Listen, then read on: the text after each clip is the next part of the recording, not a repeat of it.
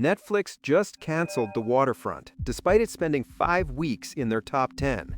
And this proves they're using your emotions as data points in a sick experiment. The crime drama starring Melissa Benoist and Maria Bello had everything going for it: star power, viewer engagement, and proven popularity. But Netflix axed it anyway because success isn't the goal anymore. They're deliberately breaking your heart to study how you react to loss. Every canceled show teaches them how to manipulate your viewing psychology better. The Waterfront joins Wolf King and 6 other shows in Netflix's 2025 cancellation spree, creating a pattern that's impossible to ignore. They're not making business decisions, they're conducting behavioral research on grief and attachment. One show was even quietly canceled without announcement, testing how long fans take to notice their favorite content disappearing. This isn't incompetence, it's calculated cruelty designed to make you more compliant with whatever they serve next. When your streaming platform treats your emotional investment like lab data, maybe it's time to question what other experiments they're running on you.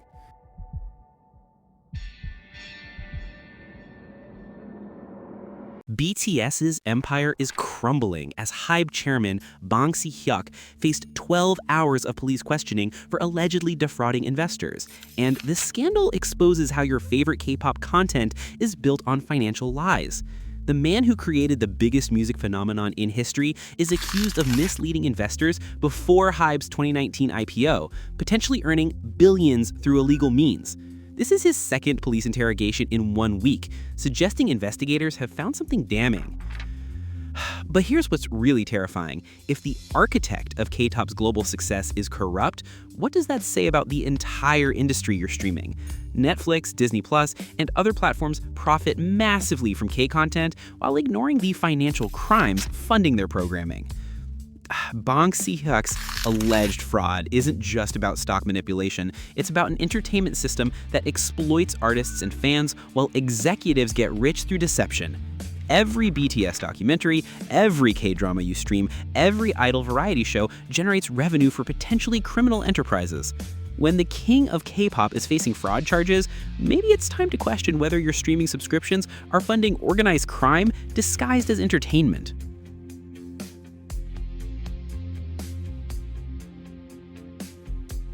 Netflix's new interface is giving users motion sickness.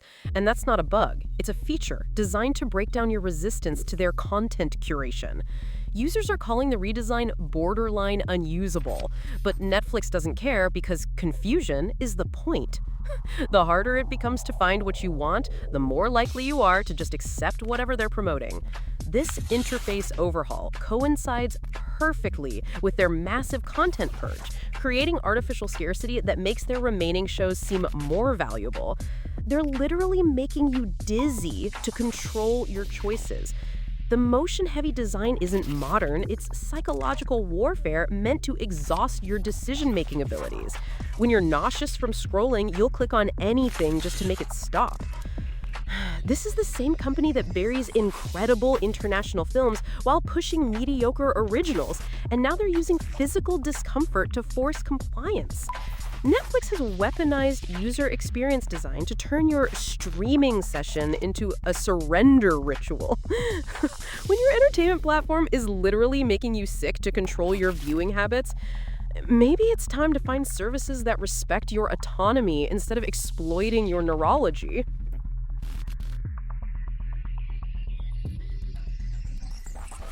Sarah McLachlan just canceled her Disney documentary performance and accidentally started the most important free speech movement in entertainment history. The Lilith Fair founder pulled out of her own doc premiere specifically to protest Jimmy Kimmel's suspension, joining a growing celebrity boycott that's making Disney executives panic.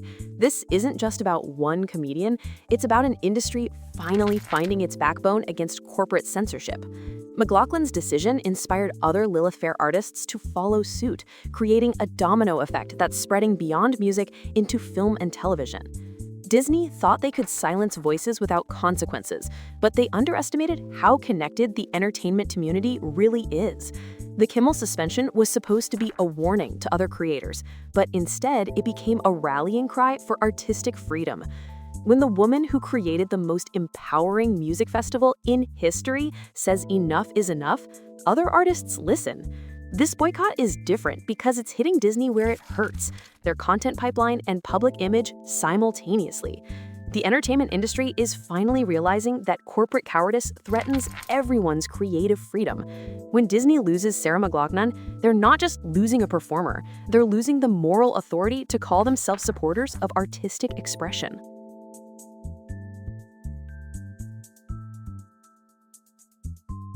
Korean entertainment just got exposed for massive regulatory violations, and your favorite K-dramas are funded by tax evasion and illegal business practices.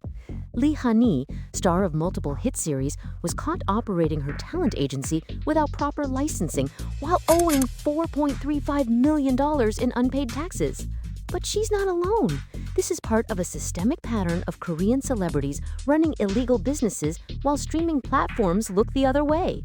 The same industry that produces the content Netflix and Disney Plus use to drive subscriptions is built on financial crimes and regulatory fraud. These agencies exploit artists, evade taxes, and operate without licenses, while international platforms profit from their content. Korean entertainment's global success story is actually a money laundering operation disguised as cultural export. Every K-drama you binge, every idol group you stan, every variety show you stream generates revenue for potentially criminal enterprises. The Korean government is finally cracking down, but international streaming platforms continue partnering with these corrupt agencies. When your favorite Hallyu content is produced by tax evaders and unlicensed operators, every stream becomes complicity in organized crime. Maybe it's time to question whether your entertainment choices are funding an industry that exploits both artists and legal systems.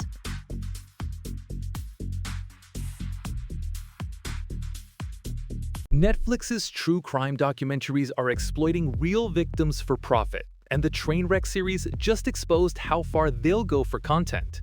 The streaming giant is turning private investigations into mainstream entertainment, raising serious questions about subject safety and consent.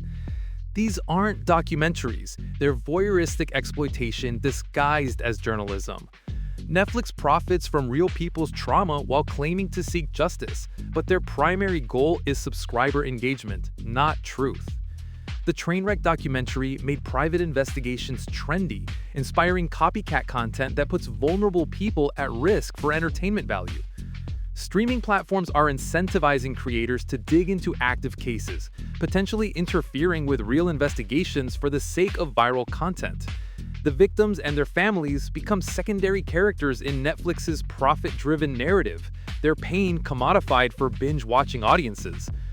This isn't about raising awareness, it's about exploiting tragedy for algorithmic success.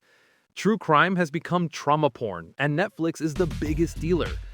When your entertainment platform treats real murders like content opportunities, maybe it's time to question whether your viewing habits are enabling the exploitation of grieving families.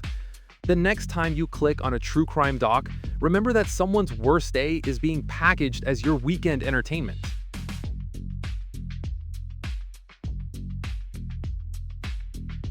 TikTok creators are exposing Netflix's hidden content library and accidentally starting a revolution against algorithm manipulation.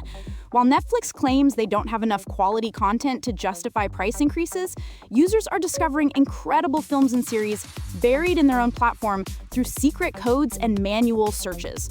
The hidden gems movement is proving that Netflix has been lying about content scarcity to push their mediocre originals. Creators are going viral by revealing Korean thrillers, European art films, and cult classics that Netflix deliberately hides from their recommendation engine. This isn't about licensing issues. It's about psychological manipulation designed to make you grateful for whatever they promote. The algorithm doesn't show you the best content, it shows you the most profitable content. TikTok users are becoming better curators than billion-dollar recommendation systems, exposing how streaming platforms manipulate your choices through artificial scarcity. Every hidden gem discovery is proof that Netflix has been gaslighting users about their library's quality. The rebellion is spreading to other platforms as users realize they've been fed algorithmic lies for years.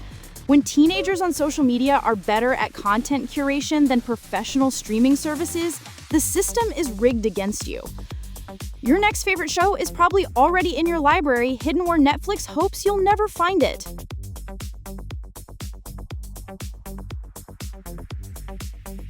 Netflix is secretly removing thousands of titles from international libraries without warning, and it's the most calculated content manipulation in streaming history. While American users get removal notifications, international subscribers are losing shows and movies silently, creating artificial scarcity that makes Netflix originals seem like premium content.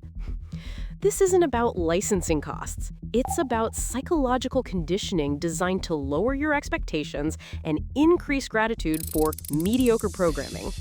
The timing coincides with their interface redesign that makes discovering remaining content nearly impossible, forcing you into their curated content pipeline. Netflix has been hoarding incredible international films while claiming they need to raise prices due to content costs.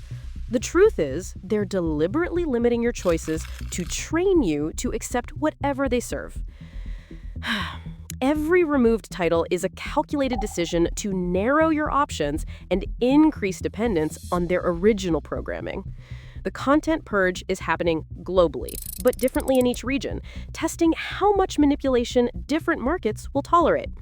International users are being treated as test subjects in Netflix's behavioral experiment. When your streaming service starts feeling like a desert, remember that it's artificially created scarcity.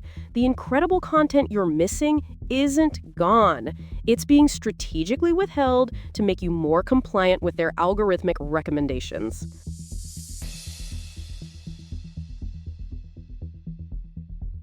Korean entertainment agencies are operating like organized crime syndicates, and your streaming subscriptions are funding their illegal activities. Multiple celebrities, including Lee Han-hee, have been caught running unlicensed talent agencies while evading millions in taxes, revealing a pattern of systematic fraud in the industry. These aren't isolated incidents. They're evidence of an entertainment ecosystem built on financial crimes and regulatory violations. The same agencies that produce your favorite K-content are stealing from artists, cheating tax systems, and operating without proper licenses while international platforms profit from their programming.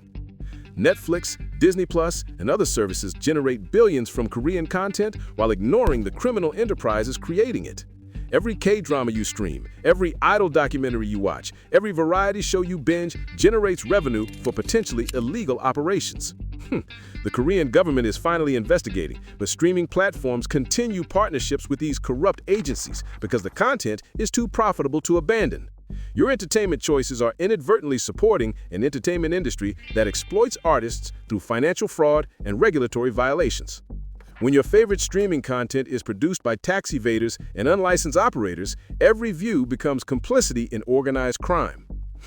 Maybe it's time to question whether your binge-watching habits are enabling an entertainment industry that operates more like a criminal enterprise than a legitimate business.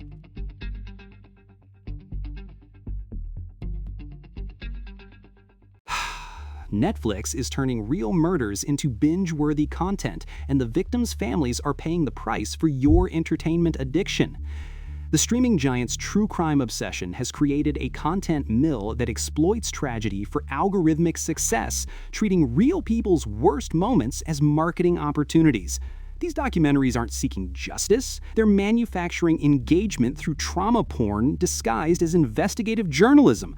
Netflix profits from grieving families while claiming moral authority, but their primary concern is subscriber retention, not truth-seeking. The platform incentivizes creators to sensationalize active cases, potentially interfering with real investigations for the sake of viral content. Victims become characters in Netflix's profit-driven narratives, their pain commodified for audiences who consume tragedy like entertainment. The true crime boom has normalized voyeuristic consumption of real suffering, turning murder into must-watch television. Netflix's algorithm promotes these shows because trauma generates strong emotional responses that translate to engagement metrics. Every view, every share, every discussion thread feeds a system that treats human tragedy as content opportunities. When your streaming platform packages someone's worst day as your weekend entertainment, maybe it's time to question whether your viewing habits are enabling the exploitation of real victims. The next time you click on a true crime documentary, remember that someone's grief is being monetized for your binge-watching pleasure.